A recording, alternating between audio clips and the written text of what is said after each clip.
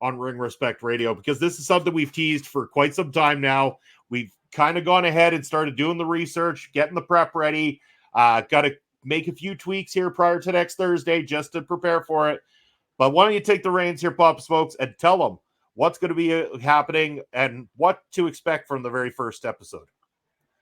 Well, one of the foundations of Ring Respect Radio, the way you and I had dreamed it up in the early days, was to have some commentary on new wrestling and big events in the business and stuff. But we wanted to also pay homage to the to yesteryear and the stars and the matches and the buildings and the promotions of yesteryear. So we decided to start a series called Trip Through the Territories, and it's just going to be a monthly or bi-monthly thing. We'll see at this point, but we're just going to go through all the old territories from the 60s, 70s, 80s kind of thing on a city by city or promotion by promotion basis. Just talk about them, watch some matches, talk about some matches, talk about promoters, big events, titles, everything wrestling to do with each territory, which is going to take a plane ride all over the US and Canada, I think is kind of where we're starting this. I've been trying to. I think we've lost Pop Smokes here temporarily as he's talking about his creation here, Trip Through the Territory. So we'll give him a moment to come back here to be able to finish what he's saying. But yes, Trip Through the Territories. He's back. Papa Smokes is back. Where you left off, sir? Go ahead. Well, I was noticing that there were so many territories that we could do.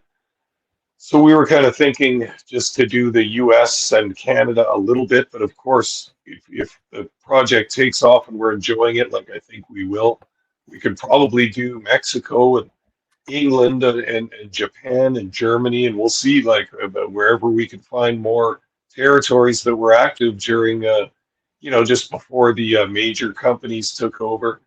Let's do it. I say keep it going if we can.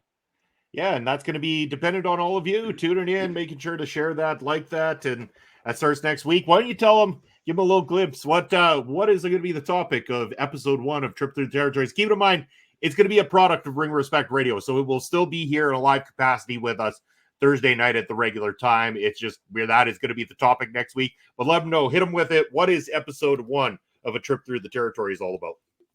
Well, I thought let's strike where the iron is hot, the promotion and some of the wrestlers that a lot of people are talking about right now.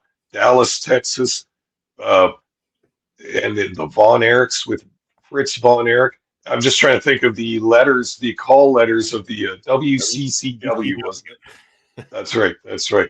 Little brain stall there, but we're going to look at that promotion, the way Fritz came into it the first time, and the way he built it up to, possibly the great climax or conclusion with the Texas Stadium Ric Flair versus Kerry Von Erich NWA title change. And Brian saying it's a good choice. Thought we would do Stampede first. Stampede will be on our list there, Brian. Oh, yeah. Definitely 100%. But with everybody talking about the Von Erichs, talking about the history, the popularity of the Iron Claw and the success of the Iron Claw, the movie, because people are talking about the phenomenon, the acting and the brilliance of this movie that's been put together and the things that people didn't know about the Von Erich family. So we want to dive a little bit deeper into that by choosing the territory that they were known for back in those days and getting a little bit more in depth with that. So I'm looking forward to doing that. And, with any luck, Pop Smokes, if you and I, even though we haven't yet, if we happen to see the Iron Claw prior to next Thursday, maybe there's an opportunity we'll be able to include some conversation about the movie itself, the comparisons to what the movie gets 100% accurate versus what was tweaked a little bit for film, which is always going to happen. They're always going to make little tweaks to make a Hollywood picture. They got to do their things. And Brian also saying the Sportatorium. Yes, the Sportatorium, where, again, here's the thing a lot of people don't know, and there's a little sneak peek into next week. Vince McMahon might not have been as notorious for creating the world of professional wrestling as you know it today. Many people credit Vince McMahon for a lot of the ways that professional wrestling is done and looked at.